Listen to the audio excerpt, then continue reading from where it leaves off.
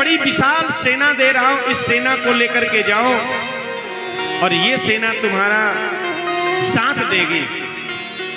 सो चंडवेग ने 360 गंधर्व और 360 गंधर्वियां उसको प्रदान कर दी। काली और गोरी सेना, ये दो प्रकार की सेना चंडवेग ने उसको दिया। ये दो प्रकार की सेना लेकर के वो जरा नाम की काल कन्या वहां से प्रस्थान करी। पुरंजन के नगर में जैसे प्रवेश की तो पुरंजन के नगर को ध्वस्त करने लगी हुई। अब बड़ी विशाल सेना है उसकी, गंधर्व और गंधर्वियों की सेना है।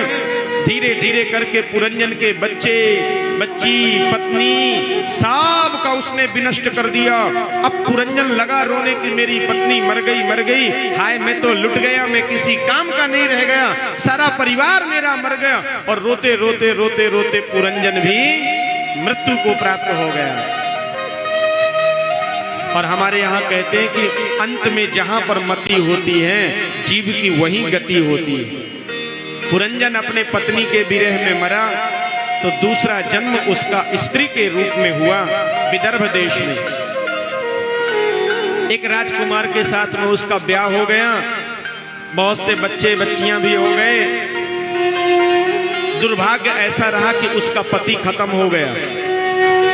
अब देखो पुरंजन यहाँ स्त्री बन करके आया है, उसका पति खत्म हो गया, तो अपने पति के साथ में सती होने के लिए शमशान में बैठ करके रो रहा था। अचानक क्या देखता है कि सामने से एक ब्राह्मण आ रहे हैं। देखो ये ब्राह्मण कोई साधारण ब्राह्मण नहीं, ये वही अभिज्ञात मित्र जिसने पुरंजन को कहा था कि भैया तुम मुझे भूल मत जाना। वही ब्राह्मण के वेश में अभिज्ञात आया।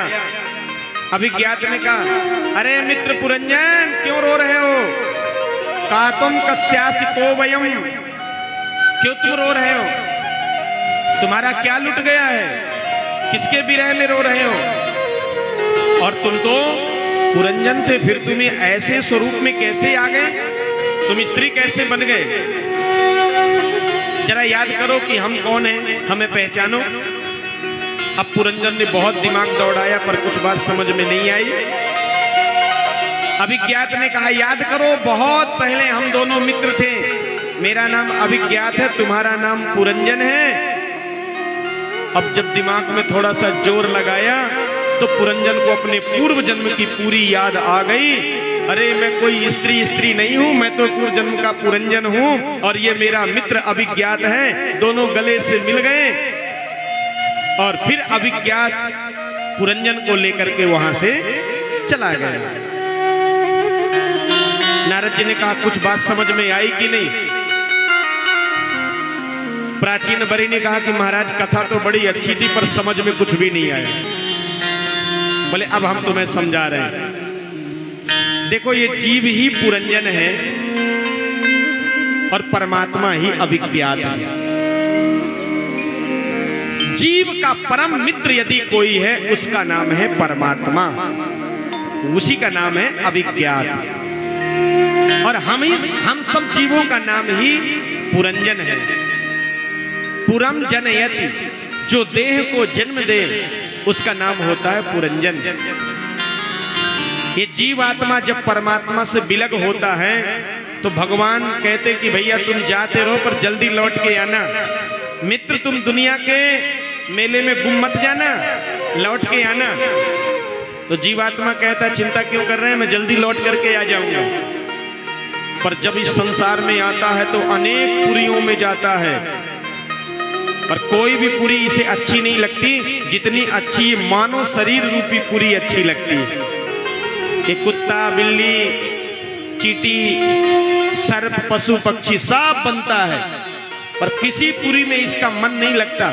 इसका मन सबसे ज्यादा मानव शरीर रूपी पुरी में लगता है।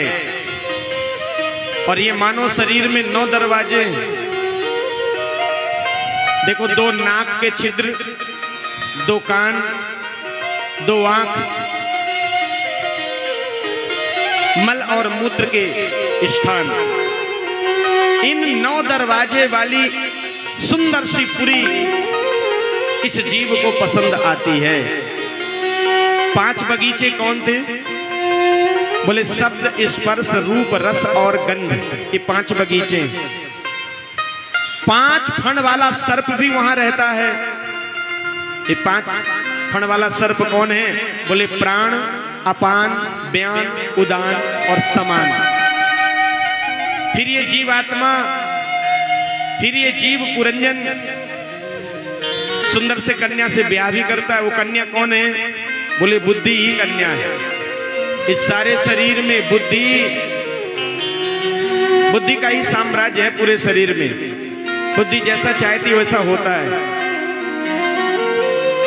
धीरे धीरे इसका पूरा परिवार बहुत बड़ा हो जाता है। अहंता ममता ही उसका पूरा परिवार है। फिर धीरे धीरे चल करके काल कन्या यानी जरा इससे ब्याह करती है। ये जरा यानी कौन? जरा यानी बुढ़ापा। अब बताओ, बुढ़ापे से कोई ब्याह करना चाहता है क्या? कोई आदमी चाहता है कि हम बूढ़े हो जाएं? हर आदमी जवान रहना चाहता है। और जवानी चली जाए तो मेकअप कर लेंगे, थोड़ा 1-8 घंटे के लिए तो जवान बन जाते हैं। कोई बुढ़ापा नहीं चाहता, पर बुढ़ापा आता ही है, वृद्धावस्था आती ही है, उसको कोई रोक नहीं पाता। पुरंजन के भी जीवन में वृद्धावस्था आई और एक दिन वो काल का ग्रास बन गया। ये जीवात्मा भी काल का, ये जीव भी काल का ग्रास बनता है वृद्धावस्था के चलते। नारद जी कहते प्राचीन बरही से, इसलिए जिस परमात्मा से हम विलग हुए हैं उसके धाम पर हमें जाना चाहिए। यदि हमें परमात्मा की याद बनी रहे तो एक न एक दिन निश्चित हम भगवान के धाम पर जाएंगे। फिर संसार के किसी भी पुरी में हम भटकते नहीं रहेंगे। यद गत्वा न निवर्तन्ते तद्धाम परमं मम, जहां से न निवर्तन्ते फिर वापस नहीं आना होता है, ऐसा भगवान का वो दिव्य धाम है। इस प्रकार से प्राचीन बरही को पुरंजनोपाख्यान सुना करके नारद जी कहते हैं, पुरंजन का पाख्यान, इस दिव्य पुरंजनोपाख्यान को जो श्रवण करता है वो आवागमन के चक्र से मुक्त होकर के भगवान के धाम को जाता है। क्योंकि जीव और परमात्मा की कथा यहाँ पर विशुद्ध रूप से कही गई है। बोलिए जय श्री कृष्ण।